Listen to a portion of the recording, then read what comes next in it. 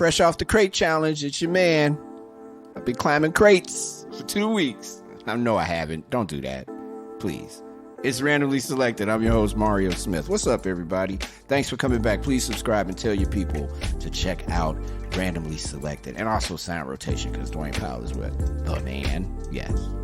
On today's program, I'm very happy to have from M3, My Block, My Hood, My City, Mr. Jahmal Cole. Jahmal is an amazing cat, and he has a whole lot to offer. This episode has something for everybody, and I really hope you stay in and check us out and tell your people too. We talk about the uprisings from 2019 here in Chicago and around the country, of course, after the murder of George Floyd. And dude was a baller. Played basketball at Wayne State. Kinda. We discuss. Enjoy. Ladies and gentlemen, Randomly Selected presents Jahmal Cole. First of all, welcome to Randomly Selected. Hey. Truly appreciate having you here, Mr. Jahmal Cole. Before we talk about your current political run that you're on, I've been wanting to do this for a long time. All right. And I have to ask about My Block, My Hood, My City. Cool. You founded that organization with the idea of being able to help in your neighborhood. Yeah. Talk about the origins of My Hood, My Block, My City. Yeah, man. So, first of all, thank you for having me. Absolutely. Yeah, man, I just grew up watching Malcolm X. And then when I graduated college, I started volunteering at Cook County Jail. And when I was at the jail, I was wearing full suits, and nobody wanted to hear me speak. And so I started putting my hoodies on in the jail and be like, yo, where you from? And all the kids be like, my block is 21st Street. And I'd be like, where you from? My hood is the low end. I said, why y'all say my block and my hood like y'all own something on it? Why don't you ever say my city? And they said, oh, man, ain't no black people downtown. Ain't no black people in Wicker Park. I was like, man, I know Eric from the Silver Room, Wicker Park. What you talking about? Right. And so I just started, when they got out of jail, I just started bringing them downtown, bro. And just started bringing them to Eric's Silver Room and introducing them to stuff. And that's how I started it, bro. It was, I didn't think I was starting a social impact organization at all. I was just trying to help people. Well, I mean, that's exactly what you did. Not only did you start a social impact organization, it ended up being a very diverse, multicultural social impact organization. Yes, sir. The idea of, you mentioned being at the Cook County Jail. I used to teach on Hamilton and Ogden at the Juvenile Detention Center. And at the Juvenile Detention Center, part of the rule is you can't ask the kids what they did. Yeah, facts. But they used to volunteer their information to me. Yeah. And they're from different sides of this city that are, truthfully, from either the west or the south side that are most underserved. Yeah. In your experience with My Block, My Hood, My City, how much more work is there to be done to level that playing field? Kids, they don't be opening up to you. It takes like 6 months sometimes to get them to open up to you. The way I did it was through rap. I mean, I started a program called Rap Dreams, Rising Articulate Professionals, using it as a form of therapy. So when kids are saying, hey, pour my ashes out on 79th Street or bury me in all purple, like I want to tell stories. I want to talk about, so my rap name was Books when I was a kid. And it was. So the first song that I got traction on was saying, my mom say my pop's doing dope, I ain't believe her. My sister say my pop's doing dope, I ain't believe her. My friends say my pop's doing, I said, how'd you know? He said, yesterday I sold him some. I said, my mom say my pop's doing dope, I ain't believe her. My sister say my pop's doing dope, I ain't believe her. My friends say my pop's doing that. I said, how'd you know? He said, yesterday I sold him some. So I grew up writing my pain as a form of therapy. And so in the jail, it was really easy to connect with kids. Just, man, tell your story about something. I want to hear it, and that's how I connect with them. Yeah. Yeah. To say that your organization was or is wildly successful would be a real understatement. Cultural impact is a meaningful thing, right? Yeah. And I know that you're running for office against the respected elder, Bobby Rush. Yeah. How much of My Block, My Hood, My City influenced your idea about running? I've been wanting to do it since day one, bro. Since I started My Block, My Hood, My City, wanting to run for office. Like, I was going to run for mayor immediately, but I said I'm going to go to all 77 communities and learn from the people. And that's just been a 10-year run. And so that's why we don't have specific programs at My Block, My Hood, My City. We react based upon whatever happens in society. So if it's a heat wave, boom, let's figure out what to do, team, let's go. Yeah. If it's a snowstorm, boom, team, let's figure it out. Like, our best quality is our agility, right? We're pivoting like Jordan in the finals. Right. I love it because that's the stage. And so if whatever happens in the city, it could be a meteor shower. You're gonna see us out there helping out, bro, because that's what we love to do. Can't nobody say what I can spend money on. I got a board that believes in me. So when I say I want to put $100,000 of Christmas lights, on King Drive, I know I could do it. If I say I want to buy a whole block, I know I could do it. Yeah. And the people, we've shown it, man. We can raise so much money online from small donations all over the country, and people know we're gonna show up. We like the new Red Cross. Right. In the midst of all the COVID stuff in the past year, specifically the summer uprisings that happened, the city was decimated on our side of town. It was decimated on the west side of town. If you go further south, established businesses shut down. Yeah. People were screaming. Yeah. They were screaming. And this isn't about my block, my hood, my city so much as it is about you. What were your feelings when you were watching all of this happen? Right after the George Floyd murders and all that stuff. Yeah, I mean, so 2 parts to that question. So as far as when the COVID-19, pandemic hit, I was just getting back in the country from France. I was in Paris I'm a public policy fellow at the University of Chicago. So we were in Paris for, 3 weeks learning about how that city runs, how the infrastructure in the city runs, how the government runs. So I got back on the same day that the country was shutting down. And so my immediate reaction, yeah, facts. I got back. I could have been. Wow, you almost didn't make it in. I could have been in Paris on University of Chicago dying for a year. There you go. That would have been the worst thing. Exactly. That's a nice trip. You know what I mean? I got friends in Paris. I know what they tell me sounds nice. You know what I mean? So I could have been out there. But no, I came back. And my thing was like, I live in Chatham where it's like 70% seniors. And so I'm trying to get hand sanitizer for seniors. And the first thought through my mind was, I'm going to go to Chase Banks downtown or whatever banks downtown and just, y'all got the hand sanitizer on this table. I'm taking it from I was only looking to get like 100 bottles, right? Yeah. But I started doing that and started posting on Instagram what I was doing. And then I got my team involved at M3. And we just started we started a COVID-19 relief fund. And we delivered. We had 8,000 seniors reach out to us from 12 different states. Wow. Right. Wow. And so basically, I called Rush Hospital and was like, hey, we have a lot of students that are out of school and we got seniors that need support. Can you train our students to make these wellness calls to the seniors? And they did it. The students started making wellness calls, doing contact tracing. They were connecting them to primary healthcare physicians, shipping the PPE out, using Instacart, just real basic stuff. Oprah Winfrey got wind of it, gave us $500,000. Wait, hold up. Wait. Oprah? Yeah, she called me up, bro. FaceTime. Oprah? Facts, bro. How come I can't get Oprah to FaceTime me? Hey, man, Gail opened on my people. But she hit me up. She's like, man, how'd you start My Block, My Hood, My City? The brand is so dope. And they were like, hey, one of her assistants was like, yeah, Jahmal's got this senior relief program. We want to give him $250,000. She's like, don't insult me. $250, give him $500,000 right now. She was like, Jahmal, I was just in the backyard with Will Smith talking to you. Oh, Jesus. I was like, you trying to stun on me? I was like, you trying to stun on me? But Oprah, man, yeah. Gail, she's still supportive. Oprah supportive, man. And we hired over 120 students. That program is still going on today. I used to work for an organization that we had to wear sailor suits downtown, and we sold these pins, and Oprah was part of it. Oh, okay. So my whole Oprah experience is her telling us we can do better and sell more pins. You were selling pins downtown? Yes. Bro, I got my start selling books downtown. Really? Yeah, self-published books. Really? Adams and State in front of Foot Locker, bro. Oh, I definitely saw you. Yeah, for sure, There's bro. no doubt that I saw you. I was out there, bro. Wow. I got told no 100 times a day, man. Listen, on a good day, 2 people will say yes out of 100. Man. On a great day, 3 people will say. 97 people was gonna say no every hour, regardless. I stood out there from 3 o'clock to 6 o'clock every day selling books. Wow. Athletes and MCs was my first book I wrote, and it was about growing up wanting to be a rapper or a basketball player. Somebody from Cook County Jail read the book, and they said, "Come to the jail and speak." That's how I got to the jail, bro. Wow. Selling books on the corner. Who'd you shoot ball for? I played for Wayne State College, Nebraska. Well, yeah? Yeah, man. I went out there. I went to alternative high school. Okay. And, I told my guidance counselor, she said, where you want to go to school? I said, I applied to Howard at the beginning of the year, but I had never heard nothing back from Howard. Right. And so about a month before graduation, I went to her office and said, yo, I paid the $75 for Howard. I never heard nothing back. She was like, well, what's your second option? I said, Michigan University, of course. I'm going to the league. You had it already. I'm going to the league.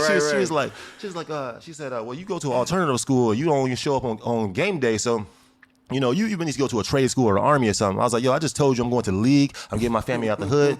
And so she left the office, man. And when her phone rang, she left the office. It was a black book on her shelf. I grabbed it. I ripped the page out of it, shoved it in my pocket. And at this time, I had the Meek Mill braids. I had the fake diamond earrings. And she was like, you know, go to the army. And so I left the office. I pulled the paper out of my pocket. It said Wayne State College, Nebraska. But I was like, I was like, man, what is it, Buffaloes in Nebraska? What's going on out here? But I called that number, 402-375-7000. And a lady named Nancy picked up the phone. Yo, y'all got a basketball team? Cool. Y'all got a business program? Cool. 3 weeks later, a month later, man, they sent me that acceptance letter. I saw manicured lawns, computer screen. I'm from the hood. I never seen this in my life. Right. I went around the whole hood. I said, Ma, check it out, Ma. I got accepted to Wayne State College in Nebraska. I'm going to the league. I'm about to buy you a Cadillac. My mom, she was like, yo, you got accepted to college? I was like, yeah. She said, well, what are you trying to be, white? Oh, wow. I was like, because you got to understand, like, nobody in my family went to college.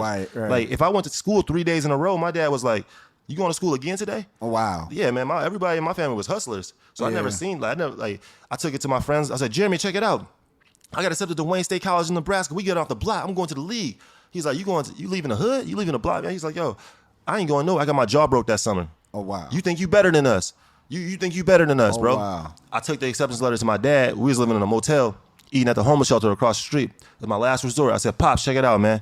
I got accepted to Wayne State College in Nebraska. I'm going to go to the league. I'm going to be like Kobe, man. I'm going to get us out this hotel, this motel. Right. We're going to start having to eat at the shelter across the street. That same night, my dad stole a U-Haul truck and drove me to Nebraska. It's a fact, bro. Fact. He stole a U-Haul. Stole a U-Haul. I wish you'd have stole a Prius, because that U-Haul truck, bro. When you 17 years old in Chicago, you get a $500 credit card in the mail. I bought a pair of Air Force Ones, and I bought a Michigan State hat. Well, I was going to Wayne State wearing a Michigan State. Why did I do that? But we spent the rest on gas money just getting to Nebraska. And I'm telling you, bro, 10 minutes before we pulled up to the campus, my dad said, we was living in a motel. He said, Jahmal, you done, ain't nothing else I could tell you. You done everything more than anybody in the family. Hats off to you. He said, I do want to let you know, though, that about 6 months ago, I got the letter from Howard University in the mail. Oh. And, and they didn't accept you. And I'm going to try not to cry telling this. So he's like, they didn't accept you. But he's like, and it hurt me to see you run into the mailbox every day looking for that letter. But I knew if I'd have showed it to you, you'd have been like your brothers and your cousins, and you'd just been in the streets, man. Because, bro, all we did growing up, man, was just, we was kids, man. We didn't think we was bad. We was just like, our role models, they thought you was cool if you was doing things in the streets, you know? So we've learned a lot so far, but how about this? Jahmal's dad kept something from him that was really important, but it formed how he would approach his Wayne State experience and later M3 and other things that he does. Also, this city, our city, Chicago, is in a public health crisis. We definitely get to the bottom of that with him. And his intent regarding running for office, and how quickly can we expect real, solid change to occur once he gets in so that he doesn't get, pardon the pun, boxed out? See what I did there? First day on campus, got out the U-Haul truck, had a basketball, walked right to the coach's office. Bang, open the door. My name's J. Cole. I'm from the city. I'm going to the league. Everybody like 6'10", from Ukraine, from freaking England. They looked at me like, who are you? And it's I was like, yo, my name is Jahmal Cole. I'm from the city. I'm going to the league, bro. I'm gonna play for your team one day. And so they was like, man, you got to get recruited. I didn't know the difference between Division I, Division II, Division. I never met nobody that graduated from college, but nobody was thinking about college. So every day, I'm not just saying this for the show. Every day for 2 months, I stopped in the coach's office. Just, what's up, Rico? How you doing? Hey, I'm Jake. I'm going to the league, bro. I'm gonna play for your team. After 2 months, bro, he was like, yo, you're the most persistent person that I've met. Like, who are you, man? I was like, yo, let me tell you, this is who I am. I play like Kobe. Bro, he gave me a tryout, and they don't even accept walk-ons, but he let me walk. It was a black head coach on an all-white team. Yeah, for sure. I felt like his social impact in life was like, yo, I see something in this kid right here. And then he's like, I'm going to, he only got a pair of, I didn't even own a pair of basketball shorts, bro. I was playing basketball in cut-off jeans. Wow. Bro, I didn't have, wow. You gotta understand. I get you. I never had, the first pair of shorts I got was from a Mexican dude named Rob. They was purple shorts. He gave them to me in college. I still call him to this day and thank him. He's like, bro, this must have been a lot to you. I was like, bro, I never owned a pair of shorts growing up. That's so, wild. But anyway, I walked onto the basketball team, and after 6 months, My coach, Rico Burkett, he said, Jahmal, he said, hey, he said, why do you have a 1.7 GPA? And I was like, yo, I'm going to tell you, coach, since you let me walk on a team, I went to alternative high school, so I'm not used to having teachers, let alone professors.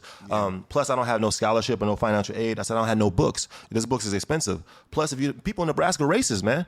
The first media day, it was like, hey, Jahmal, will you talk to my little brother on the cell phone? He's never met a black basketball player before. Wow. Will you talk to him? He watches ESPN all the time. Talk to him. Wow. I was like, man, I was like, people on my own team are calling me colored. You want to know why I don't got good grades? It's cold out here. I don't got no money. I hate the food. It smell like manure. Y'all treat me racist. I said, I'm having a hard time adjusting, coach. Yeah. After these long practices, I'm trying to get back to my dorm room and roll some dice and make some friends. All right. And Rico Burkett's his name. He said, Jahmal, he was real patient with me when I was 18. I needed him to be. He said, you know what's missing from your list? I said, no, what? He said, your name's not on it. No excuses. The highest level of maturity is taking full responsibility for your actions. And I was like, yo, I just told you that I don't have no money. I can't afford books. That's not an excuse. I just told you it's cold out here. I don't got no money. I hate the food. It smells. Y'all treat me racist? Right. I said, I'm having a hard time adjusting, coach. I don't have time. I'm trying to watch Scarface tonight, man. Right. He's like, Jahmal, no excuses. I left the office. I came back the next day. I think he kicked me off the team. Nope, he gave me a $500 book scholarship. I'm like, this is the second time in my life I had $500. I told you I had the credit card, and I'm going to the league, baby. Right. I bought some more Air Force Ones, right? I bought a Kansas University jersey. I don't know why I bought the Kansas University. I needed that stuff, though, right? And then I bought 4 of the 5 books that I needed. And in one semester at Wayne State, I went from a 1.7 GPA to a 3.5. So nice. I had 4 A's and 1 C. So I went back to the coach's office. I said, Coach, check it out. I got 4 A's and a C. You wasn't playing me last semester. You said because I ain't had good grades. Now you got to play me. 4 A's and a C. You can't tell me nothing. Going to the league, buying my family Cadillacs. What you going to tell me? Slam the report card down. And Rico, he looked at me, looked at my report card, looked back at me. He was like, why the hell did you get a C? Oh. I said, why did I get a C? I just told you it's cold out here. I don't got no money. Hey, y'all treat me racist? I'm having a hard time. Man, bro, I say all that to say, man, in 3.5 years of college, I played 5 minutes. Wow. I never played, bro. Ever played. You know how many Cadillacs I promised people back on my block? I feel you. Bro, I hated this dude with a pat. I hate it. I still don't like him sometimes to this day. But but I did graduate college in 3.5 years with straight A's, right? And I traveled the world. I've been to Hawaii. I've been to England, all over. I didn't appreciate it because, again, I didn't see success as anything other than being a rapper or a basketball player. But I was so mad at my coach that I wrote a book called Athletes and MCs, and I started selling them books in front of Foot Locker, and that's what got everything popping. Wow. Yeah. Man, shout out to Wayne State. Shout out to Wayne State. Rico Burkett, man. That's my man. Rico Burkett. I still talk to him a lot now. Nice. That's nice. Yeah, man. So your pops don't tell you about the letter. He won't let you play until you get all A's, and then he lets you play the equivalent of 5 commercials on ESPN. Bro, I did 5 minutes, bro. I barely played. I wasn't really the nicest. I was, in my mind, I was the nicest, but the whole thing is that you got to put 10,000 hours in before you even, be perfected. Yeah, right. I wasn't putting 10,000 hours in, but I had 10,000 hours of volunteering since I was already in homeless shelters. Yeah. I had 10,000 hours of knocking on doors and talking to people. Yeah. But my coach saw something bigger in me, so when I started volunteering at Cook County Jail, and I used to ask the kids, "Hey, why are you in jail? Why is your life hasn't worked out the way you wanted to up to right now?" Mm-hmm. You know what the kids in jail would say? It's cold out here. I don't got no money. Does he treat me racist? I said, that's my list. That's my list that I gave my coach. I was like, that's my list, bro. Right. They would say that the city's messed up, the teachers is messed up, the school. Yo, that philosophy is messed up, bro. Yeah. And that's how my philosophy was messed up too. And that's the thing. I had someone very dear to me tell me one time, the effective range of an excuse is 0. And that, as an adult, as a grown man, and it has formed my whole remaining parts of my life. You cannot make an excuse. Bro, you got to roll out. If you're going to roll out, you got to roll out. Bet. Roll out? Yeah. I rolled out of bed this morning and ran 3 miles. You dig? See, I rolled out of bed and was like, where's the water? I need some water. I feel you. I got to get some water. And I'm still on that verses with Jadakiss and Dipset. I'm never gonna let go of the fact that they tried to pull that and let Jadakiss kill an entire crew by itself. What happened? Oh, it was ridiculous. Oh, it was a battle or something? I don't want any of the members of the Locks or friends of the Locks that might listen to this podcast to take this the wrong way, but they should have never did that to Dipset. Dipset did not have a prayer. Man. It was ridiculous. Jewels was nice, but I thought that yeah, I mean, come on, Jadakiss. Come on, man, that's the guy. How? He was doing after they got out. Look, after it was over, there's like a construction setup or something across from MSG. Okay. He runs out of Madison Square Garden and starts doing pull-ups. Oh, wow. For like a good minute. Wow. Just straight pull-ups. Wow. I'm like, what is he doing? This is after he just ruined a whole crew's career. And they're about to tour together. Kiss is cold. Oh, they about to tour? They're about to tour together. Anyway. Dude is a legend, man. I digress. I wanna also just, first of all, thank you for my block, my hood, my city. Welcome, bro. And how important that is. Recently, you said something that a lot of people have been saying, and I think you're like one of the first prominent folks to say it in front of people who have power, right? Yeah. You mentioned that the city is in a public health crisis. Yeah. Elaborate on that, if you can. Yeah. I mean, but what I was saying is that we have a crisis. There's a poverty of imagination. I feel like there's a lack of hope. Like, it's hopelessness in the streets. So I was talking about COVID-19 when I was talking about that. We're in the middle of a public health crisis,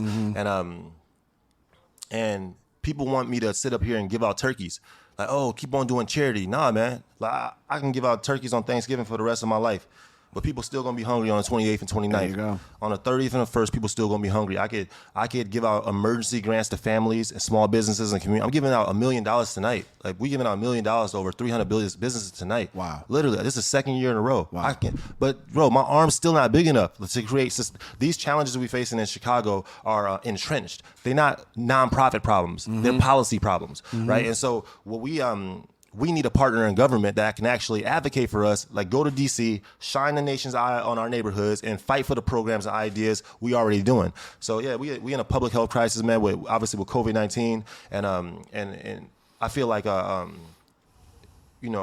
just thinking about that, just think about that.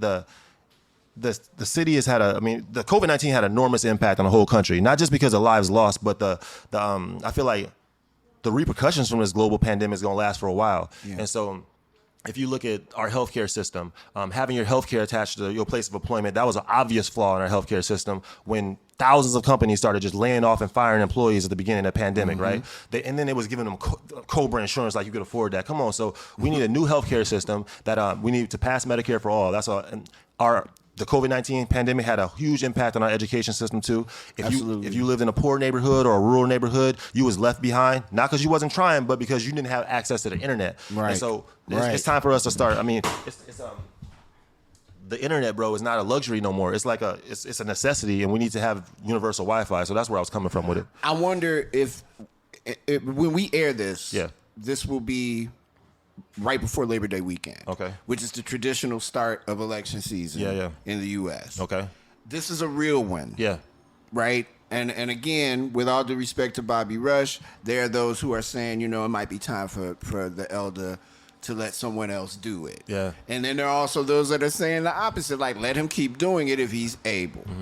You get a chance to represent your district if you win, and you have a chance to become a policy maker and a policy changer. What is your intent once you get down there? And knowing what we know about how these things can be fixed based on some of the work that you've done and other organizations have done, how soon do you think we can see real change? Part of the issue, and I don't mean to ramble, part of the issue is we hear all the time politicians, people running for office. My good friend Amara Enya has all these wonderful ideas, but the people who control those ideas kind of box you out. How do you avoid getting boxed out? Because they think they progressive, but I'm aggressive. They ain't seen the activists like me. Like, they ain't seen that in DC. Like, they ain't seen that in Capitol Hill. I'll pitch a tent. Like, the thing is, bro, we know what policies need to be implemented on the ground because we already doing the work. Right. Like, so we know we need more publicly funded mental health services because we're already coaching kids through their trauma. We doing that work already. We know to be successful in school, you need broadband and a computer because we're the ones actually setting up, internet cafes and living rooms in the hood in Roseland already. Like, we know business owners need more access to capital because we're already creatively funding entrepreneurs. Like we know nonprofit organizations don't feel valued by the federal government because we're the ones cutting through the red tape trying to get to this money, man. So we know what policies need to be implemented on the ground because we've been doing the work for a while. Right. What we need is a partner in federal government that can go to DC and fight for the programs we're doing.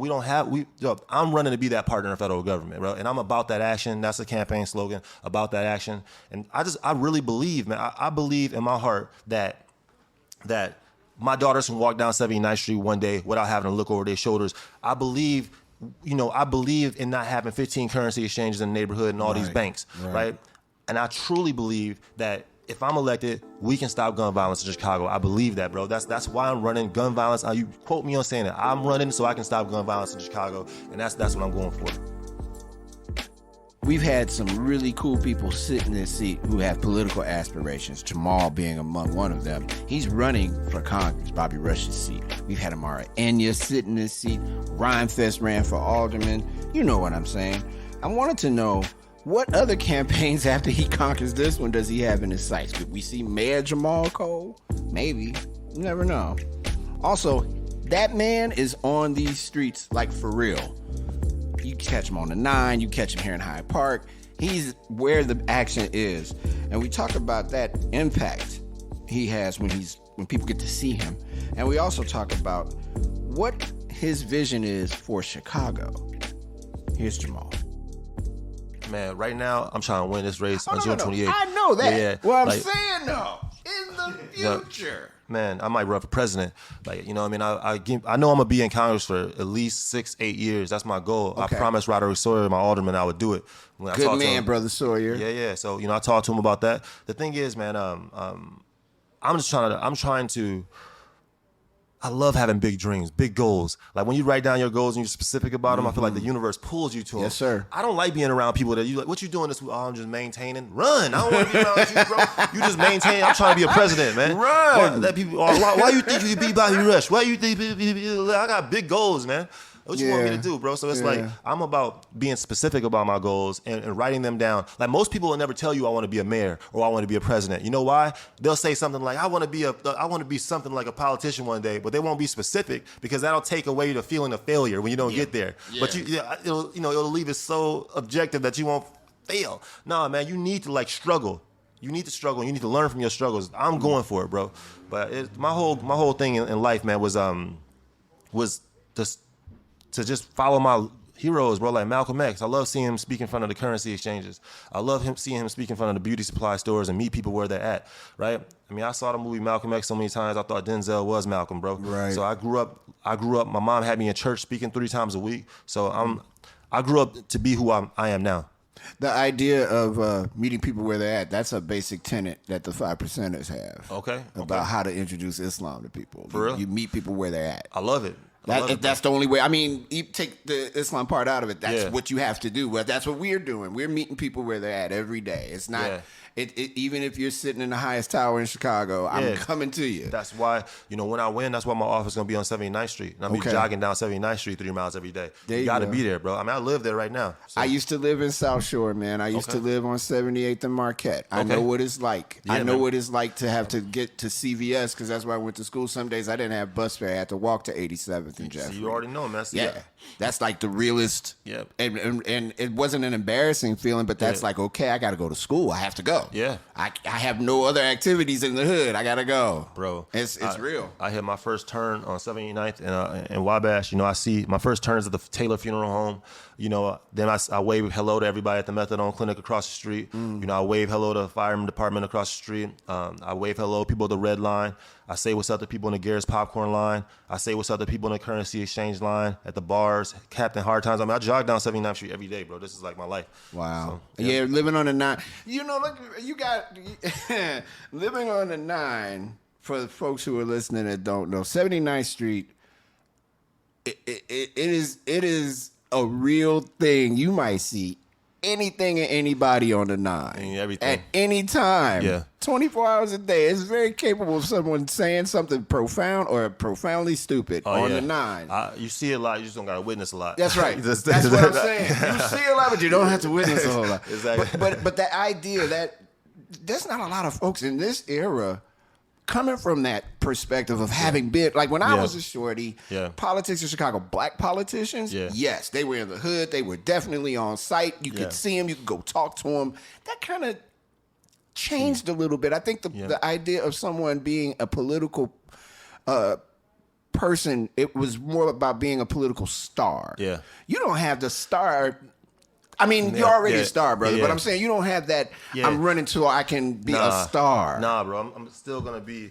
I was just at the Freddie Gibbs concert the other night. All right. You know what I mean? Yes, sir. At the Metro. That's I right. just went to see Eric Benet last night at the City Winery. You know what I'm saying? So, no, man. You already know. So, I'm all over. But I'm going to be myself. I think that my whole campaign is built on this, bro. When you meet people where they're at, when you have a track record of helping people, and when you show up, you should represent your community, right? That's what I'm about. So, I'm not talking about doing this from Capitol Hill. I'm talking about doing this from 79th Street and letting people, like, that platform is what I want. That symbolism is what I want. I want the people to be like, man, like, you know what?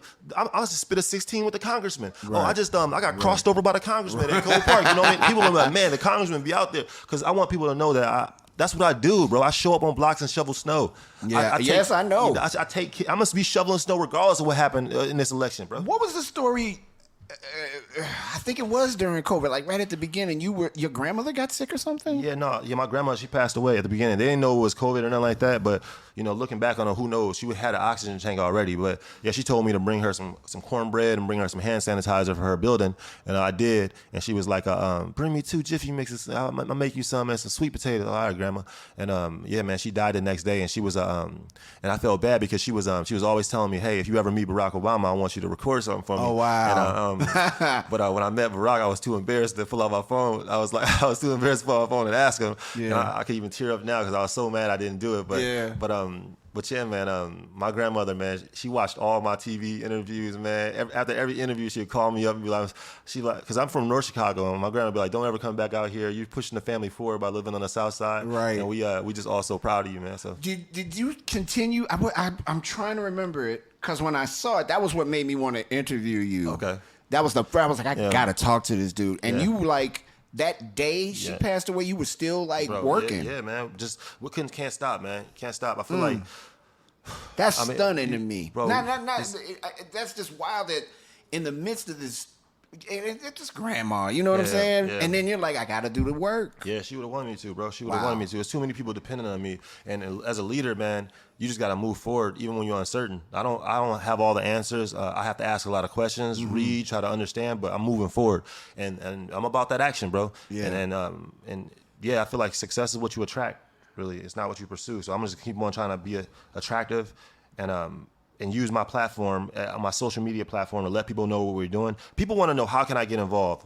Like My Block, My Hood, My City is the on-ramp to community engagement. We're the low-hanging fruit. Hey, how can I help? Well, I'm always like, what's something simple you can do on your block? Like, you don't have to know who's on the president's cabinet to get involved. Like, if you're a skateboarder, can you go to the skate park and with a trash bag and put some beer bottles in the trash bag? Yeah. If you're a lawyer, can you do an expungement clinic in the hood? Yeah. If you're in IT, can you help somebody what's something simple you can do to make an impact? Starting simple makes you build muscle to take on bigger challenges. I was at a White Sox game recently, okay, and I am not making this up. Okay. As I'm walking on the 500 concourse, the 500, first of all, go Sox. Yeah. The 500 all day, every day, twice a day. Oh, I am not playing. When you walk on that 500 concourse, you see the people who don't have that 100 level money. Yeah. These are cats that work every day. They got kids in school. They do all this stuff. Okay. I saw a My Hood, My Block, My City hoodie. Yeah. On this white guy. Yeah. And I was like, this was a couple of weeks ago. And I was like, yo, impact is colorblind. Yeah.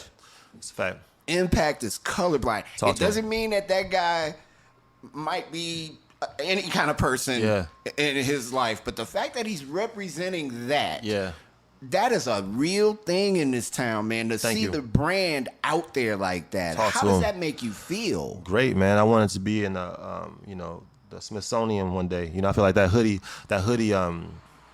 I wear 2XL, by the way. I got you, bro. I got you, bro. I got both wear of y'all. 2XL. Say less. It's just that I learned that hoodies have to come a size bigger than your regular body. Well, all of our hoodies are all embroidered. So we do, like, one of the things I teach people in business is to do more than people expect to make a positive investment in your future. So when if you get our hoodies, they're all embroidered. So when you say, ooh, it's just a little bit more than I expected, and people share that, it lasts longer. I feel like if you're gonna take a photo of a hat or something like that, don't just use your phone and take a photo. Go to Lowe's or Home Depot, get some sandpaper, set the hat down on, and then take the photo. When people get, ooh, it's just a little bit more than that's what gets you the shares. That's what gets you the haters too. But I feel like when it comes to the hoodie, man, the stitches hold us all together. And I don't care what color, gender, religion. Say that again. Hold on, run back, rewind. Yeah, man. The stitches hold us together. The stitches hold us together in the city, man. We got the Chicago Stars. I don't care what color, gender, religion, opinion, ethnicity, whatever, man.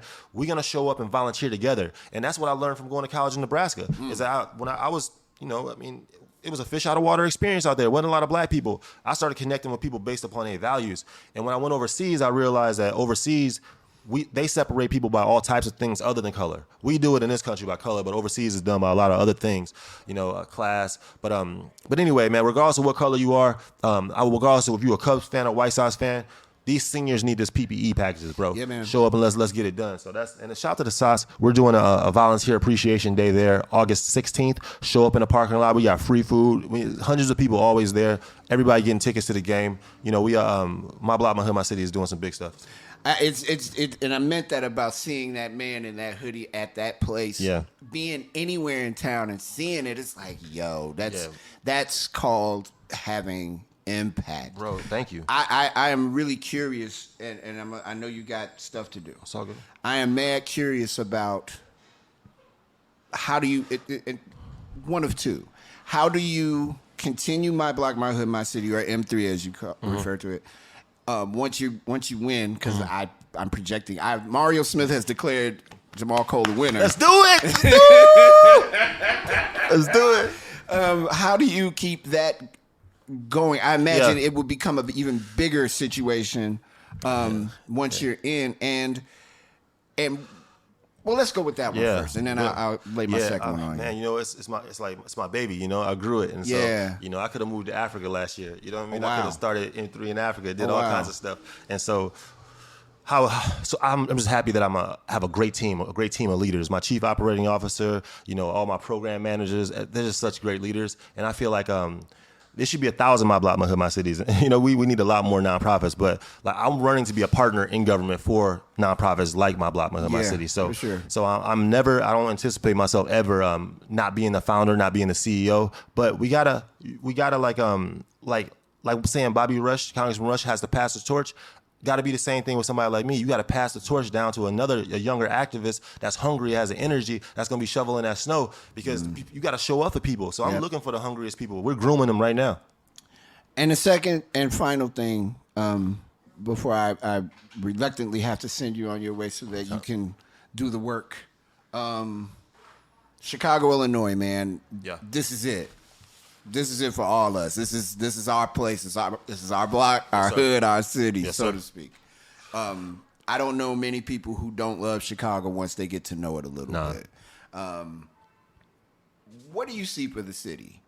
Just in your, forget about everything else. Just your scope as a man, with children, a family, and all that. What do you see for Chicago? We got the best architecture, food, and music in the world. We got our fair share of problems. Schools under-resourced, violence, incarcerated. We got a lot of our fair share of problems. But what I see is we the stage.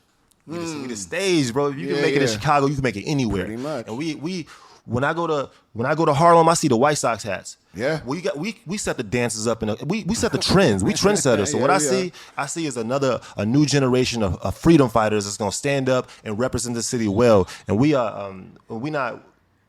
proud, man. We proud. That's what I see. People like Amara Inya, people like Jahmal Cole, people like Will Calloway. We stepping up, man, as a new gen, and we not coming at each other. This is not going to be no beef between activists, no beef between politicians. We're going to come together and claim what's rightfully ours. We're trendsetters in the world. The city needs a lot of work, brother. And the people in this city are really lucky to have you in it, bro. Hey. I the day at the promontory. I can't remember who the sister was. She goes, Mario, do you know Jahmal Cole? And I'm like, word. I want to meet him. And we met for a hot second. I've been chasing you down ever since. Man, and here we are. Bro. But hey, I appreciate it, bro. I appreciate being here. And the love is mutual, bro. Right on, man. I just want you to know your back is got. And the city needs a lot of work. And I think... briefly, have you had a conversation with Congressman Rush? I ate lunch with him at Pearl's restaurant about a year ago. Yeah. And I was just asking him as an activist, I was like, hey, when do you know if you're ready to run for an office? And he was like, you never know you're ready. You just do it. You know, I was like, ooh. I was like, I got you. Because like I respect my elders, and he's a legend. Right? Man, for sure. So I didn't know I was running for this office, but he did tell me to run though. I was like, a lot of people. I'm saying this because it needs to be said, and then I am definitely gonna drop it. A lot of people give that man a lot of shade he doesn't deserve. Yeah. I'm not saying he's a perfect man or that he's done perfect things, but that brother was on the front line at a time when it was hard for a black man in Chicago. You running with Chairman Fred, you get all the respect in the world from me. Just on that, on the strength of that alone. And then for him to be able to parlay that into a political career, that's an amazing feat because he was unliked. There was no one in town that was running with the Panthers until after they all died. Hats off. Well, not all of them. Hats off to those. He a legend, man. Yeah. He a legend. And so I'm not going to let the media try to tear us apart. Because that's what they want to do. I'm already knowing that. I'm knowing. They want to name call. I'm not calling nobody no names, but I ain't let them do it either. You're not about to tear down no legend. Yeah. This is not about age. This is not about me tearing nobody down. This is about say, hey, man, salute to you. Take me to the White House with you, bro. Yep. I want to carry on a fight. Yep. I'm a fighter. I'm going to show him I'm a fighter. Right. He gonna, by the end of this election, you're going to see, he like, man, like, if I had to lose to somebody, it had to be that dude right there because he a fighter. I'm about that action. There it is. Hey, man, thank you so much for being on Randomly Selected. This is an honor for me to have you on today. I really appreciate it. Bet, bro. Thank you, man. Eric is in Denmark playing in big wooden shoes or something. Oh, that dude he put the jumper cables to people. He always somewhere. That's that man. Yeah, that's him. Thanks, brother. Really appreciate it. Thank you, man. Randomly Selected thanks Jahmal Cole for being our guest today. Thank you, brother, and good luck. Good luck. Good luck.